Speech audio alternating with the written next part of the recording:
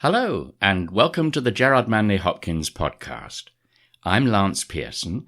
This podcast is made up of two separate recordings of Hopkins' poems, one of which was a live show. For more information about this, please listen to episode 1, where you can also find out how to get your hands on the program for each show. Contact me at lance@lancepierson.org. And if you live in the UK and would like to know more about the Hopkins Society, go to hopkinssociety.co.uk for more information. Thank you. Well, now we move from a cameo of his pastoral care and prayer to a sermon. This is a vignette of his preaching. He wrote this one while a curate in Oxford. The life of a Jesuit priest was constantly on the move, a year and a half here, a few months there. And this posting in Oxford was in a town parish, not strongly linked with the university. But as we might expect from his poems, Hopkins' preaching made few concessions to any lack of learning in his congregation. He was always intelligent, often intellectual. And here he applies the rhythm of Old Testament sacrifices, morning, noon, and night, to our lives.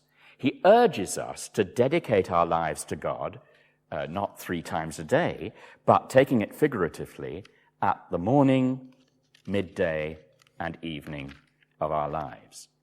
So verse 1 is about the start of life. It's a picture of a baby. Verse 2 moves on to the prime of life, the time to stand tall and exercise our full strength. And line 6 there, take as for tool, not toy. He's saying our lives are for serving Christ, not for selfish gratification. And then verse 3 comes as the crown of life in old age. Hopkins used to show his poems to his university friend Robert Bridges, who went on to become poet laureate. And Bridges couldn't understand line 3 of this verse, so Hopkins wrote his own explanation, which I've quoted in the footnote. And he did the same for the last line, which is the most startling, abrupt end to a sermon I've ever heard. Morning, midday, and evening sacrifice.